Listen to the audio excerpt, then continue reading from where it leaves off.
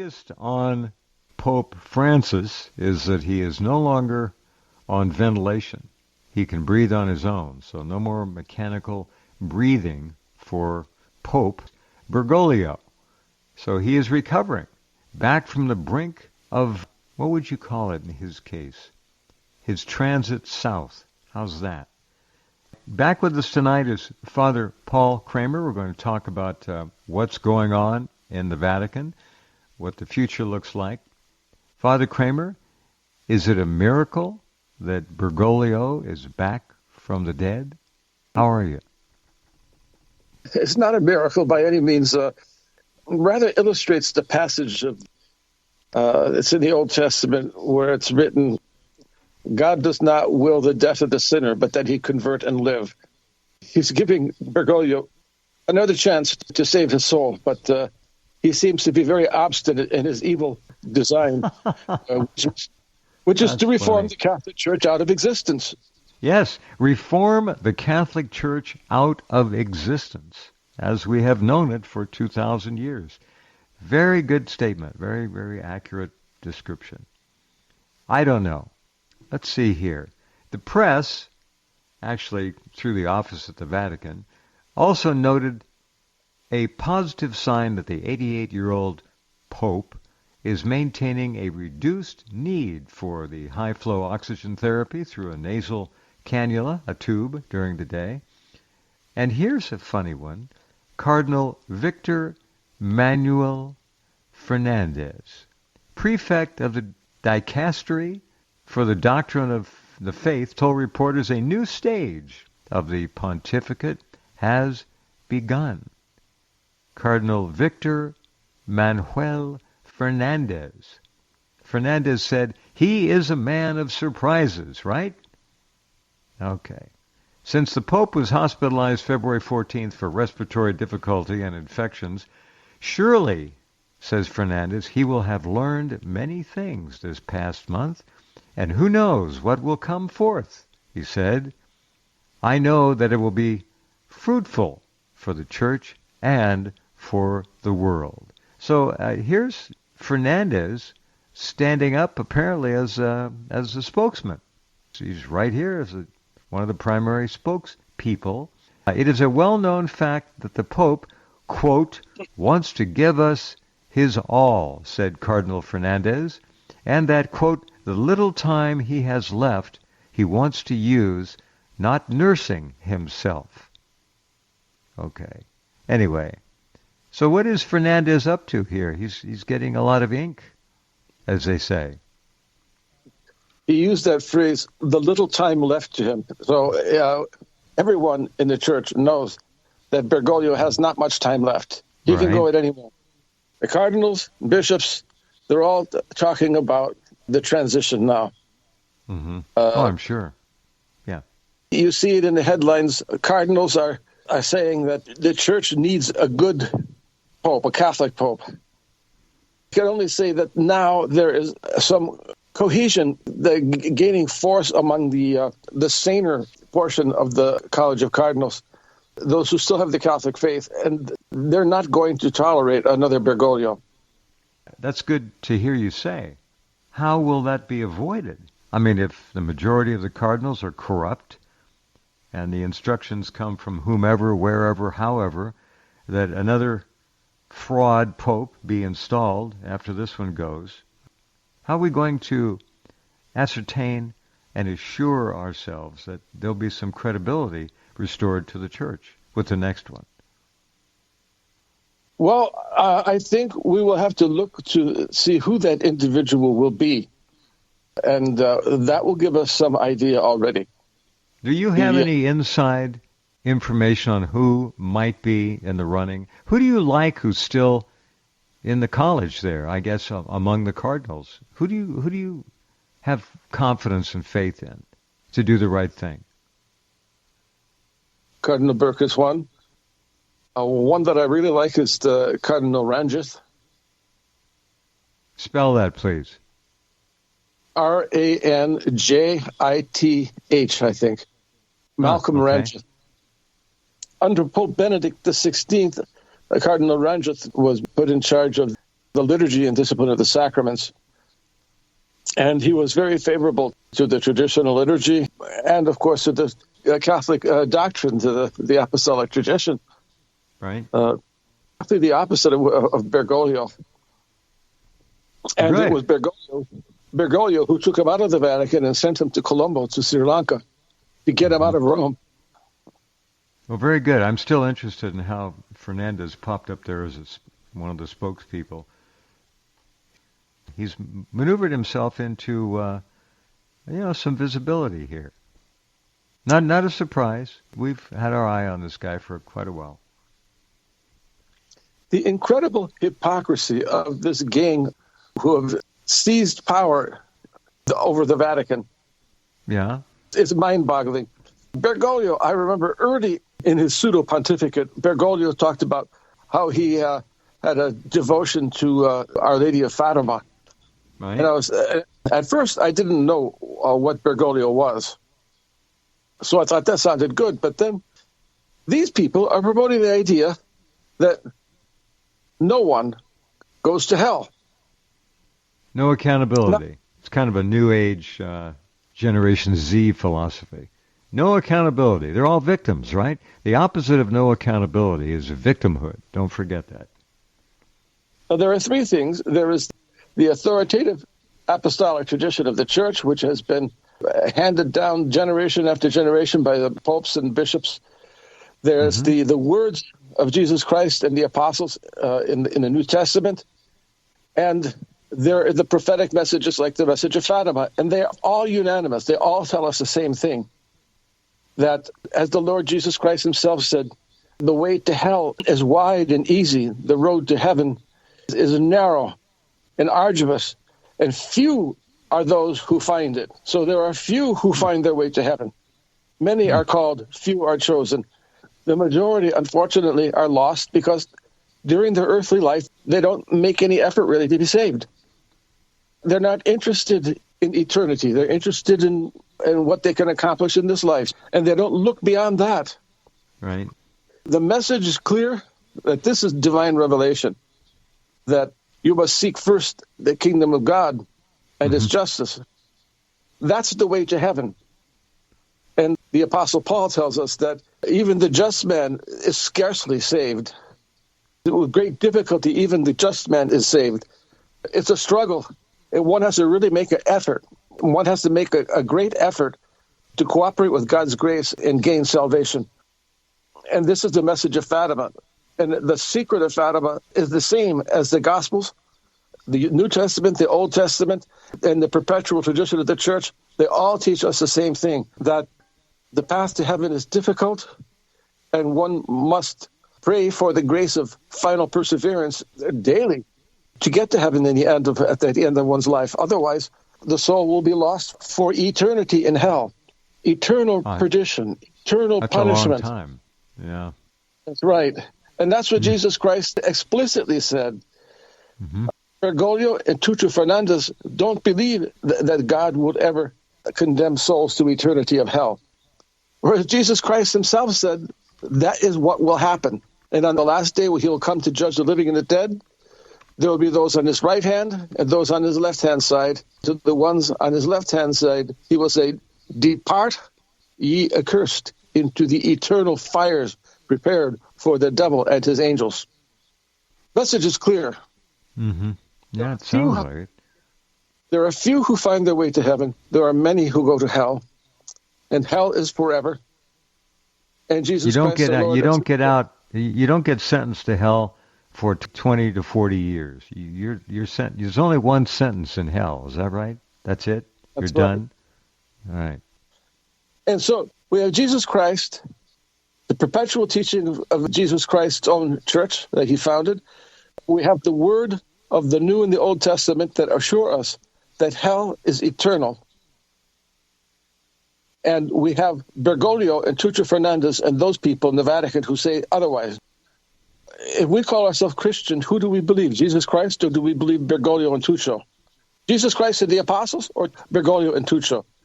We can take our pick which one we want to believe, which ones we want to believe. I think the answer is clear.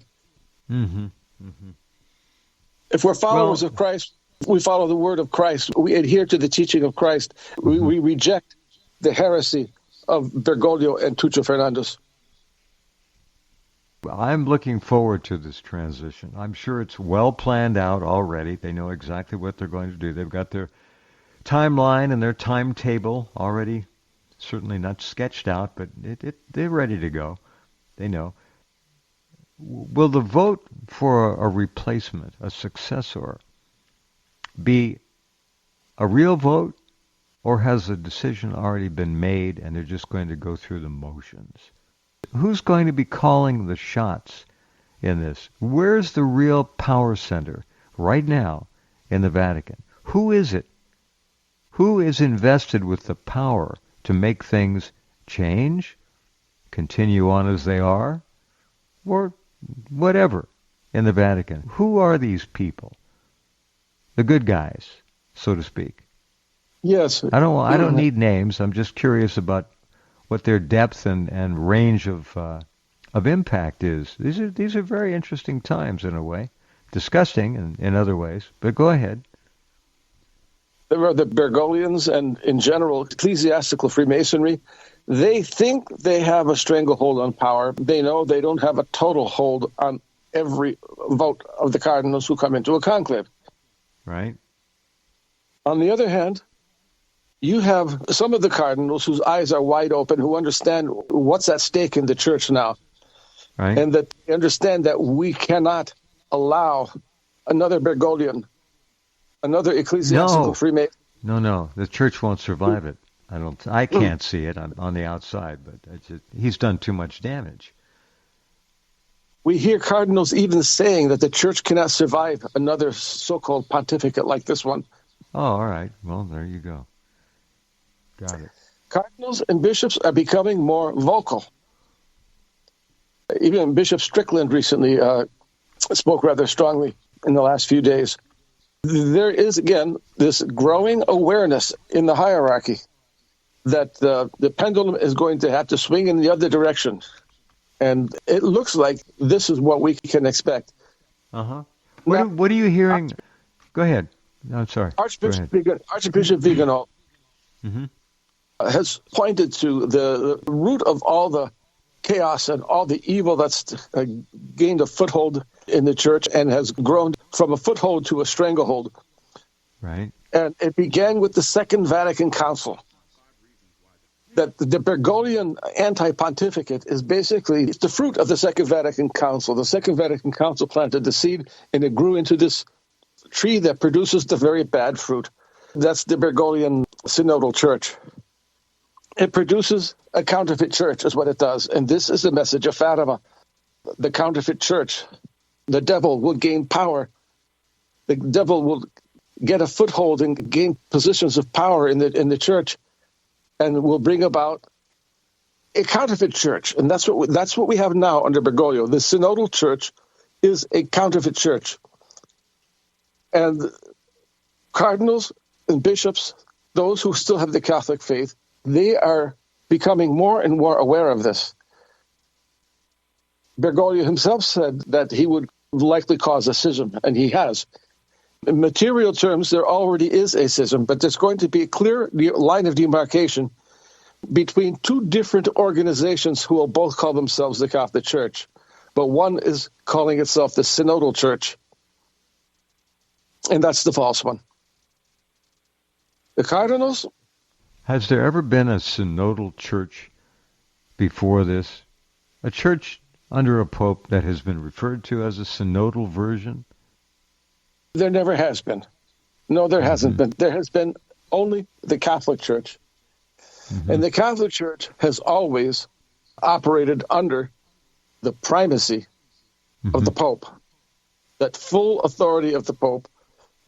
Whereas the Synodal Church, according to the documents of the Synodal Church, the documents of Bergoglio, they're saying that the Pope must exercise his primacy synodally. Now, this is absolutely contrary to the Catholic faith. That's a heresy. According to Catholic dogma, the Pope receives the primacy directly from Christ. When he accepts his election, he receives the primacy directly from Christ, which is a total fullness of supreme power, a full and supreme jurisdiction.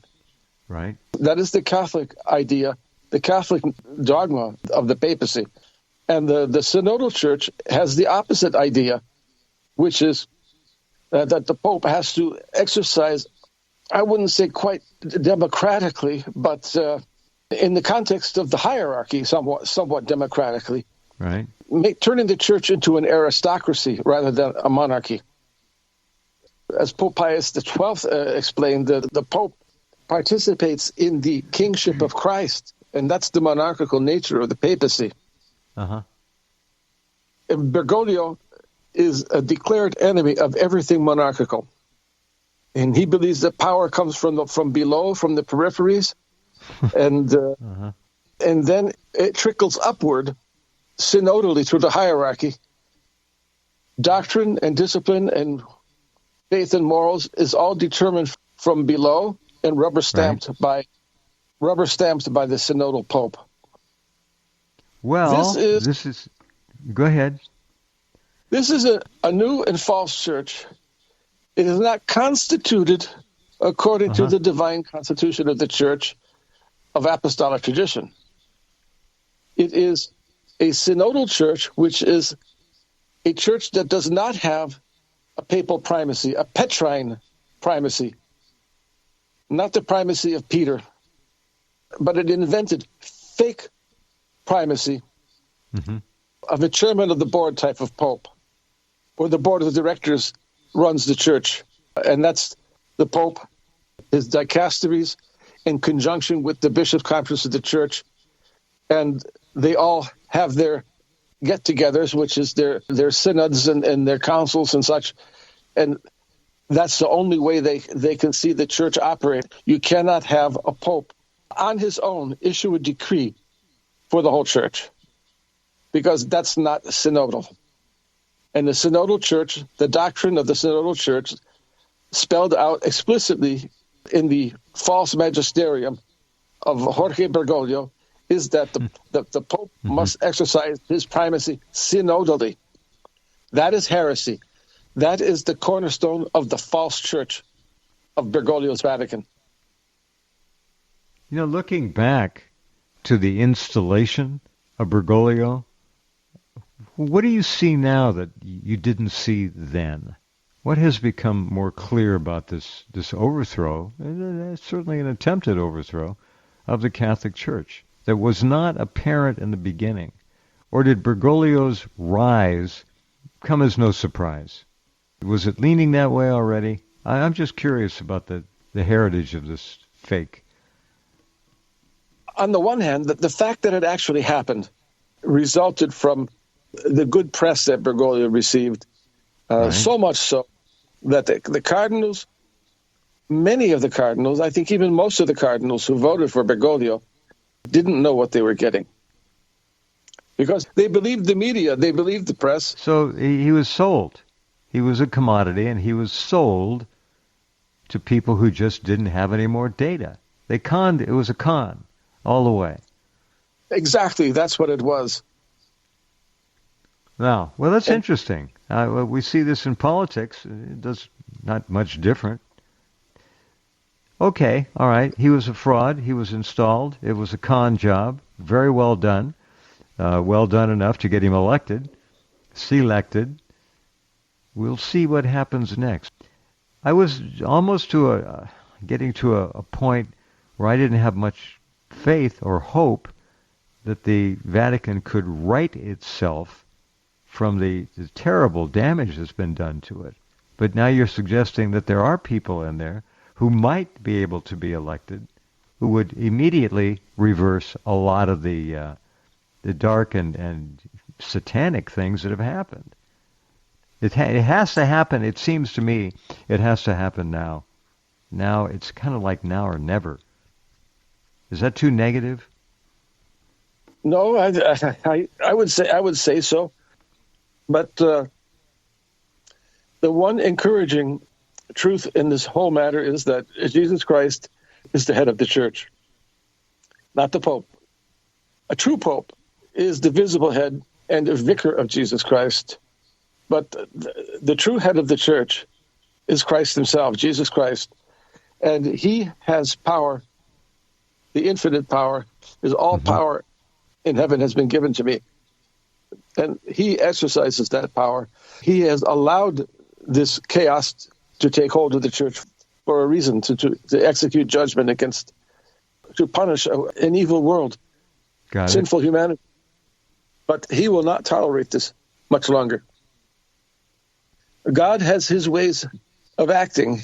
God says in Scripture, my ways are not your ways. And like I said before, Bergoglio said he's the God of surprises. Well, the Bergoglians are going to find out once Bergoglio expires, the Bergoglians are going to find out that the God is indeed a God of surprises, and it's not going to be a pleasant surprise for them. Well, good. How would you describe these times? Imminent change of the man who sits in the, what is it, St. Peter's throne in the Vatican? I don't know the terminology. Is that right? The throne of Peter, yeah. The chair of Peter, throne of Peter. They're all breathing their sigh of relief that Bergoglio is apparently recovering from his illness, because they were definitely in a state of panic, raging against those bishops and cardinals who are talking about already the next pontificate, preparing themselves for a transition to the next pontificate. Clearly, they weren't prepared for this. I mean, they know the man is 88 years old. He can't go on forever. Can't go on much longer. I guess the sudden onset of the illness, what appeared like the end of the pontificate, was at hand, and they seem to be somewhat desperate about it. Now they're breathing their collective sigh of relief, but that's not going to last long. There are bishops and cardinals now, those on the Catholic side, who are still talking about the transition, getting ready for the change, because they know that this is the end stage. If Tuccio says that there is a new, we're in a new stage of the pontificate, he's correct in that. Absolutely, I agree 100%, totally. We are in a new stage of the Bergoglian reign of terror over the church. It's the end stage. That's what it is. We're now in the end stage, and Bergoglio is going. Bergoglio is going to depart this world, and God may have again. Bergoglio says God is a God of surprises, and God may have a surprise for the Bergoglians once Bergoglio departs. The Bergoglians, you got to love that. That's the perfect way to term them. I'm wondering how much is going on right now. Are they? I don't know how to break it down. You might, in the Vatican and in the group of people who will be responsible. I'm talking to generalities now to make sure everybody understands the mechanism of choosing a successor. How would you term it right now if you were to break it down into percentages between the Bergoglians and, we'll call it, just for fun, the reformers who want to get back to the way things should be? How does it break down? Are there deals being made? Is there a lot of chicanery going on? What do you think? There, of course, are deals being made. There always are. We just go back to the election of Pope Benedict XVI. After John Paul II died, the funeral mass for Pope John Paul II was officiated by Cardinal Ratzinger, Joseph Ratzinger. And his sermon at that funeral mass mobilized the cardinals to elect someone who was going to direct the church in a saner direction. So the man they chose was Ratzinger himself, who took the name Benedict XVI. It was the radicals, the modernists, the ecclesiastical Freemasons. They all joined forces and erected a solid wall of opposition against Pope Benedict XVI. Right. And, of course, there were secular forces outside of the Vatican, the Obama administration in particular, that wanted a change of regime in the Vatican. Most Americans wouldn't think of Obama as meddling in global religious politics like that. What was the motivation here? To try to get communists in positions of power and influence in the Catholic Church? Was that the big thrust? I think I could best put it this way, that the big thrust, that they wanted a pope who would be having an agenda for the church that would be in conformity with the secular agenda, the globalist agenda of the United Nations and such. Got it. They wanted a pope who would fall in line and keep his place in that framework and not work against it. And Pope Benedict XVI was working against it, and they wanted him out. They got him out, but they held him prisoner for the last 9 years of his life. I guess is one way to do it. Did he die naturally? Or do they move people along sometimes just to get them out of the way? He was being a good boy anyhow. He wasn't causing... His last book was, again to me, kind of a surprise because of what it didn't say. It was pretty mainstreamish. My impression is that he died of natural causes, but I wasn't there to see what took place. Paul I, he was pushed into the grave. It reminds me of the demise of Leonid Brezhnev. He was, of course, suffering from dementia, and there was an ambitious man by the name of Andropov who wanted to gain power. And Andropov, he was a director of the KGB. And it was Andropov who had his KGB minions ostensibly being bodyguards for Brezhnev. What they did was that they hustled him into his bedroom, and they came out and announced that Brezhnev had died. So Andropov was so driven to seize power over the Soviet Union, and no sooner did he gain power over the Soviet Union that then his heart gave out, and he spent a good portion of his very brief reign over the Soviet Union in the hospital. He didn't even have the opportunity to enjoy the position of power that he had so lusted for during his career as KGB chief. Got it. But there's such a parallel we see between the evil forces in the Vatican and in the Soviet Union. They're both run by these power-driven cliques, ecclesiastical Freemasonry and such, those groups within the Kremlin during the days of Soviet Union. Right.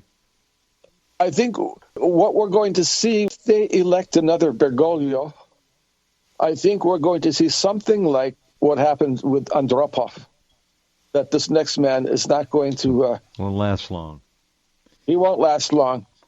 There's going to be a revolution of some sort, and it's Christ himself who's going to be the perpetrator. The instigator. Yes, the instigator, the perpetrator. All right. The instigator. And Jesus Christ himself is going to operate in such a manner to get his own man to be his vicar on earth, not the false pope who rejects the title Vicar of Christ. And that's Bergoglio. What if they select someone who's neither this nor that? Someone who doesn't have a clear vision, or at least a clear message to give. What will that show? That there's a constant struggle still over which direction the church is going to go? We're going to get one or the other, but what if we got a middle of the road, some moderate, so to speak? I'll put it in terms of Paul VII or John Paul III. That would just be kicking the can down the road, and the church would be headed toward this inevitable demise. Buying time, putting things off.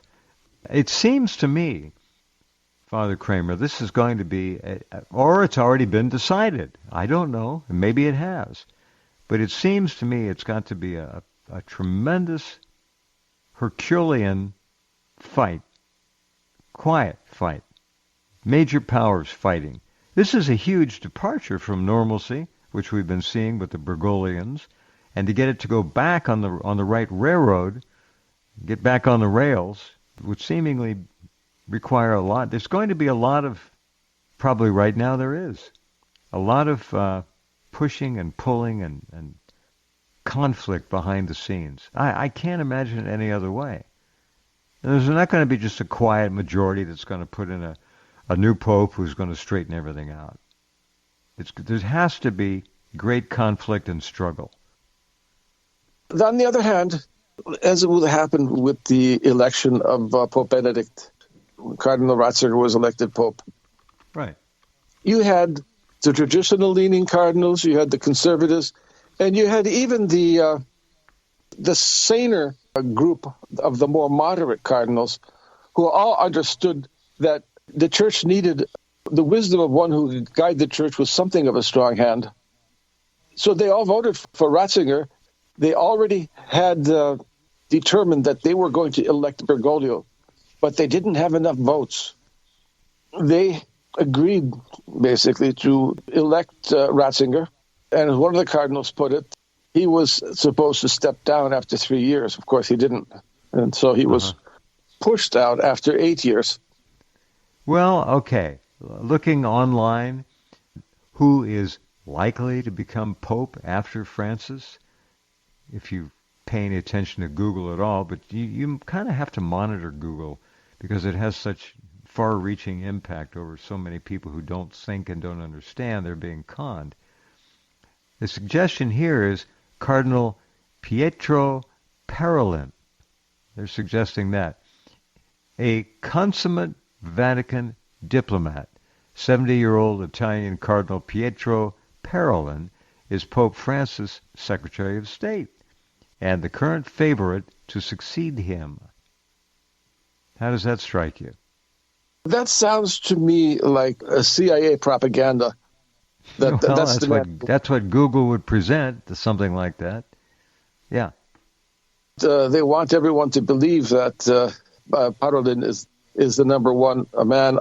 The synodalists might elect him over the synodal church. I don't know.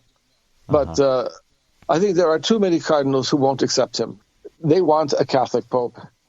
And I would think. Let's hope. If we don't get a real Catholic pope, someone who can go in there and stand up to the nightmare that has been created and fight through it and eject it from the doctrine that has been standing for such a long time, I don't know. It'd be pretty dark day. This is what I'm just letting you know what Google has to say. Here's another one. I found from Reuters. No news service is any more corrupt than Reuters in terms of pushing the New World agenda. Pope Francis must relearn to speak after oxygen therapy, Cardinal says. Have you heard this? Just came out. No. Just came out. Pope Francis is slowly regaining his strength in hospital, but must relearn to speak after prolonged use of high-flow oxygen therapy, said, are we ready? Cardinal Victor Manuel Fernandez. Again, this just came out, and he's moved himself into a spokesman's seat. The cardinal, who is the head of the Vatican's doctrinal office, dismissed speculation that the pontiff would retire and said he was returning to his old self, but he can't speak. The Pope is doing very well, said Fernandez, but high-flow oxygen dries everything out. He needs to relearn how to speak, but his overall physical condition is as it was before, said Fernandez at a presentation of a new book by Pope Francis on poetry. So it goes on from there. Let's see if any more quotes from Francis are included in this Reuters story. Anything Reuters puts out, be very suspicious of.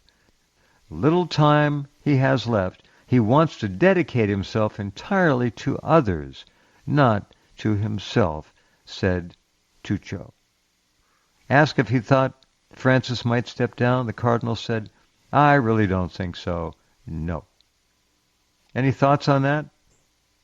I don't. If he's lost the ability to speak now, I don't see him surviving to the end of the year. That's my personal opinion. No, maybe not till the end of the month. He's been ventilated for a long time, apparently. It's not an easy road to travel. What would you like to put on the table that we haven't discussed yet?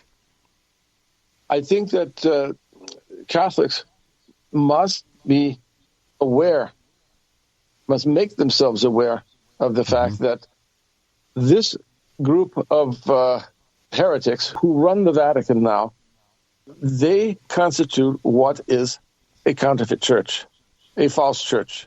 That's a fake. Yeah, sure. Bergoglio has inaugurated a new organization called the Synodal Church that is different from the Catholic Church. He wasn't joking when he said that the Synodal Church will be a different church. It is different. It is not constituted according to the divine constitution of the church founded by Jesus Christ. That makes it a different church. And it is inevitable that it is going to break away from Catholicism in such a visible manner that it will lose its pretense of claiming to be Catholic, to being the Catholic Church. Right. You have, for example, I forgot the name of the bishop, one of the bishops here in Ireland, spoke of the traditional clergy as being not in communion with the church, as if their synodalist sect were the Catholic Church. It's the other way around. Those of us who hold fast to the tradition are following the teaching of the church. That's in all of the solemn professions of faith and creedal formulae of the church, that we must hold fast to the tradition, to the apostolic and ecclesiastical tradition. That's an article of faith. By creating a synodal church with a new and different kind of papacy, this is a complete, completely different, a completely counterfeit church. It's an outrage. I'm just not seeing the outrage I kind of thought we'd see. It's been rather quiet. I'm just talking from my position out here, listening, watching. Where's the outrage? Are we seeing enough outrage? Go ahead. They very carefully perpetrate the fraud to make it appear the church is only going through some reform. It's the same church, but it's being reformed. It's catching up with today. I got it. It's the same old game plan going back to the Second Vatican Council to update the church. Right. To make the church more acceptable to the anti-Christian powers that be. And of course, it's just thinking in those terms, we know where that leads. It's not something that's possible. The only thing it leads to is a defection of a greater part of the church who will defect over to the ideology, put themselves under the power of those evil that rule the world. As the Apostle Paul calls them, the principalities and powers of darkness. If they want to hand the church over to the principalities and powers of darkness, they're going to get a significant portion of the church to defect and fall under those powers. The Catholic Church is indefectible, and the true church will remain intact, even if it will be smaller, less visible, and not wield the power that it had before. This was the prophecy made by Father Joseph Ratzinger, even before he became a cardinal. 1969, he spoke this way. He spoke of how the church will be persecuted and it will be reduced in size. But it will be a purer church than before. And yes, he was right. And that is what's going to happen. I believe Father Joseph Ratzinger's prediction is, I think, very prophetic, and we're going to see it fulfilled. Well, this will be very dynamic things are in the offings. Let's wait and see. Time will tell. Thank you very much, Father Kramer, again, for the vision and the wisdom. Take good care. Thank you. Bye now. Father Paul Kramer, and there we go.